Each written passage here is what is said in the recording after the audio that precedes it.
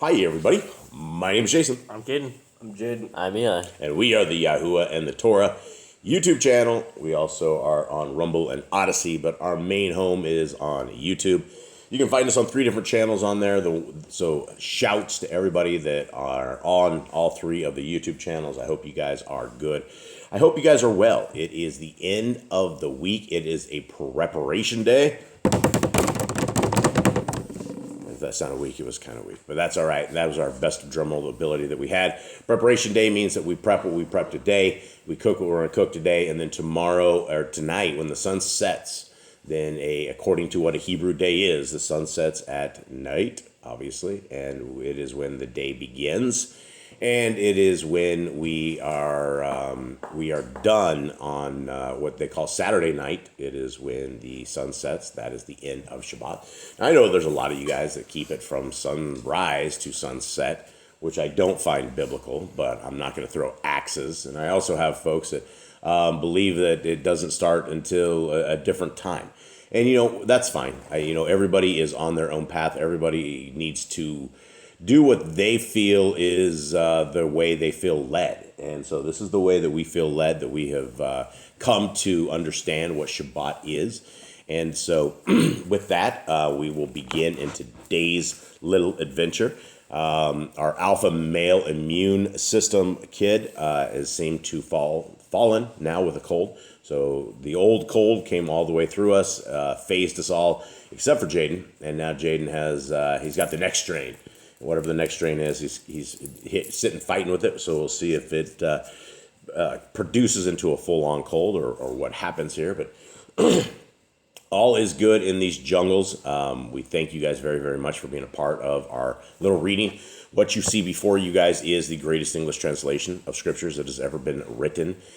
This is a hybrid between the ISR, which I think is the TS 2009, as well as the Hallelujah Scriptures. Both of them were unfinished works. Both of them did not have the completedness of them.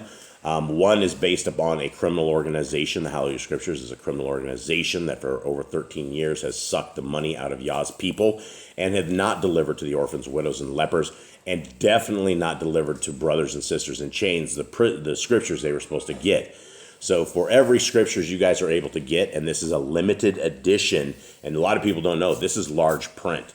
And when I told the lady yesterday on the phone, this is large print, she's like, wow, this is large print? I said, yes. This is why it is nearly 7 pounds after shipping as what this goes out as, and it is 3,153 pages. It is 103 books of pure truth, all fully restored, the name of our Creator, the name of His Son, and it is a beautiful work that we have right here. And so for everyone that you guys are able to get, we are able to help our brothers and sisters in chains, and that is what we are thankful that you guys are willing to help us with. So guys, they're limited edition. Get them while you can. The next version is not going to be big. It is going to be very small compared to this one. So you guys would probably want to get both of them, I would imagine, if you guys are interested in Yah Scriptures. And you guys can also get them as well, free of charge, YahScriptures.com. Click on downloads. There's all the different formats. We've always, 100% of the time, given this away for free from the very beginning of time. We've given away tens of thousands of scriptures of various things throughout all of our time that we've been doing this. And this is what differentiates us from everybody else. Everybody else is holding on. They will not let their versions out, and they're always up there just to make money. We're here to get these words into everybody's tablets, phones, homes, whatever it is, so that we are able to read them. And getting them in doesn't do anything unless you guys will read them. And this is what I have told everybody from the very beginning, that the foundational books that are found in Scriptures are from Genesis.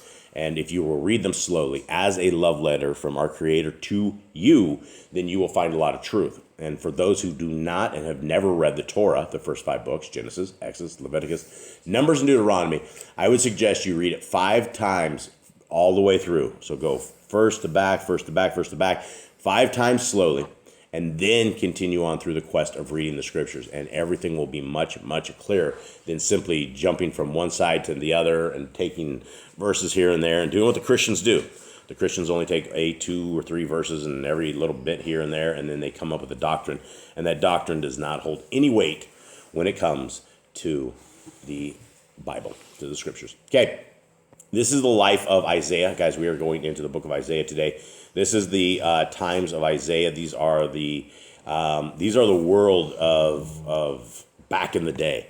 And today we're heading into a prophecy on Mitzrayim, into Egypt.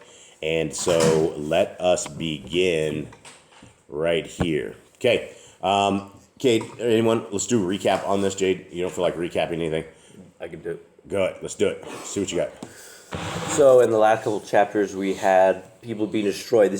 We're outside of Israel now. We've had Damascus, we've had Moab and Cush, and it talks about their destruction and what's going to happen to them and how they are all going to be destroyed. And every single thing about it, it's just terrible stuff that's going to happen to them. And so we're no longer in the prophecies of like good things happening or future stuff. We're in like prophesying destruction now of lands. And now we are in the days of Mitzrayim. For those who don't know, that is Egypt. So now we're about to see prophecy for Egypt. We don't know if it's good, we don't know if it's bad, but we're about to see Egypt. Okay, the message concerning Mitzrayim. See, Yahuwah is riding on a swift cloud, and he shall come into Mitzrayim. And the idols of Mitzrayim shall tremble at his presence, and the heart of Mitzrayim melt in its midst. And I shall stir up Mitzrites against Mitzrites, and they shall fight, each one against his brother, and each one against his neighbor, city against city, reign against reign. And the spirit of Mitzrayim shall vanish within them. Sorry, you got some nose blown in the background, guys. And the spirit of Mitzrayim shall vanish within them, and I destroy their counsel, and they shall seek the idols and the mutterers, and the mediums and the sorcerers. And I shall deliver the Mitzrites into the hand of a cruel master and a fierce sovereign to rule over them, declares the Adon, Yahuwah of hosts. And water shall fail from the sea, and the river wasted and dried up. And the river shall stink, and the stream shall be weak and dried up. Reeds and rushes shall wither. Bare places by the river, by the mouth of the river, and every sown field by the river shall wither. It shall be driven away and be no more. So it sounds like everything is trashed, right? The lands, everything is really dried up when you see things that are withering up.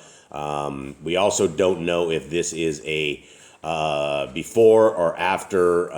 We don't know if this has actually happened. I'm sure there's some historians out there or some people that would actually know if this has already taken place or if this is something in the future. I don't know. I don't know if all of this has happened over there.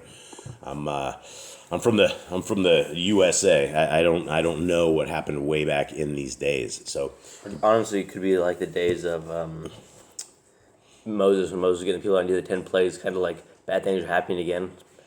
yeah, but this would be like, I mean, it would be talking about the past. I think this is talking into the future. So It's like a repeat of what happened though. Like the rivers just stink.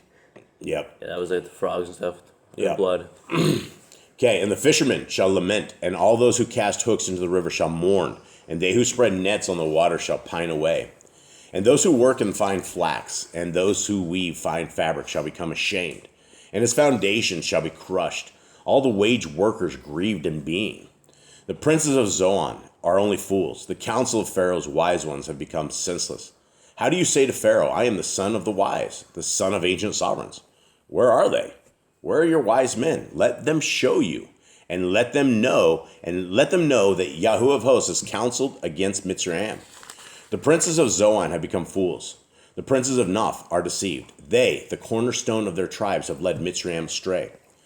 Yahuwah has mixed a perverse spirit in her midst, and they have led Mitzrayim astray in all her work, as a drunkard strays in his vomit.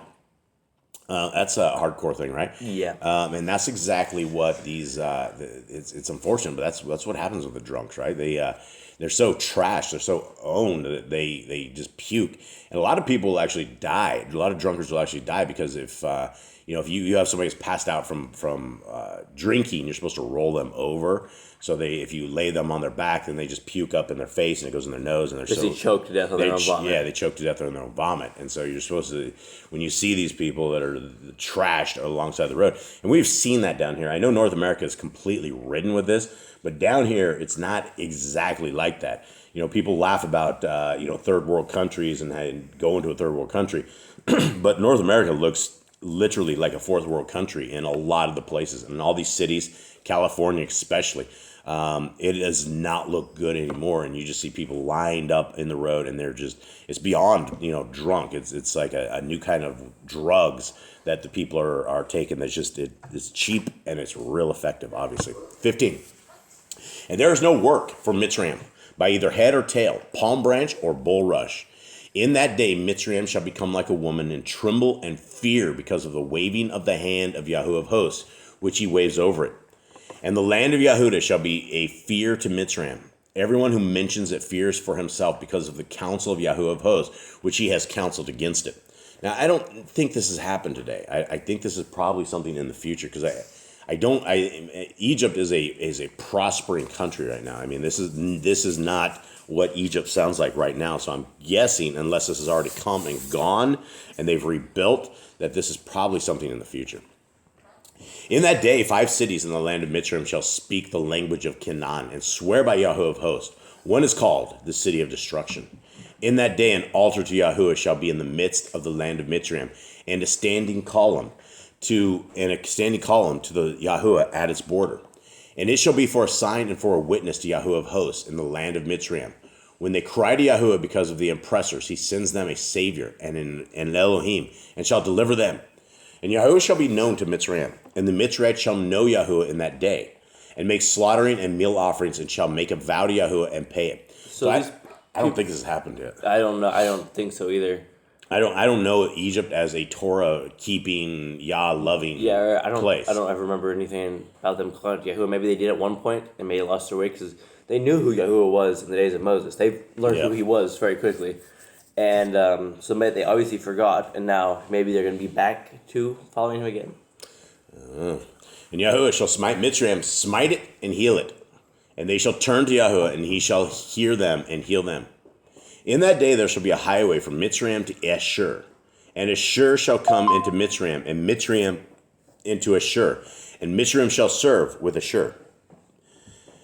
In that day Yisrael shall be one of 3 with Mitzrayim, and Ashur, even a Baraka, in the midst of the earth, whom Yahuwah of hosts shall Barak, saying, Barak is Mitzrayim my people, and Ashur the work of my hands, and Yisrael my inheritance. So basically, it becomes a Torah-keeping land with all these 3 nations all around. Is that there? I think they all touch each other. All the lands connect, don't they? Egypt and Israel. Everything's all connected there. So at some point, there's one giant nation that obeys Torah. Yeah, and this is, I think this is like the end of times thing, because I don't see this happening. I don't think it's ever happened. I don't think we've ever heard of Egypt as being people that are serving our Elohim. Yeah, it's mostly pagan gods and sun gods and stuff. And this leads us, I'm going to take a quick look into Hebrews 8, because Hebrews 8 is about the kind of the same thing. And it's one of those things that has not been done yet. It is something that right here... Right here. For finding fault with them, he says, see, the days are coming, says Yahuwah, when I shall conclude with the house of Israel and with the house of Yehudah a renewed covenant, not according to the covenant that I made with their fathers in the day when I took them by the hand to lead them out of the land of Mitzrayim, because they did not continue in my covenant, and I disregarded them, says Yahuwah. Because this is the covenant that I shall make with the house of Israel after those days, says Yahuwah, giving my laws in their mind, and I shall write them on their hearts, and I shall be their Elohim, and they shall be my people. Right? This is all future in prophecies. We don't have a time yet like this. This is why Boss Clan is always fervently trying to fish for men, that we're always trying to seek those who are willing to seek our Creator. You don't seek our Creator simply by not reading Scriptures. You seek our Creator by beginning in Scriptures and learning about His heart, mind, and soul, and how He wants us to operate, how He wants us to act, how He wants us to serve, how He wants us to worship. And so, guys, with that, I hope you guys have a wonderful day. Thank you guys very, very much for being a part of our little reading here. And we hope that you guys are all seeking our Creator where He's able to be found. We hope that you guys are truly part of the children of the Most High. And hopefully we'll be able to high-five each other in the kingdom to come and shout out, say, what's up? We made it. So with that, everybody, we love y'all. Have a good day. All right. Shalom. Shalom.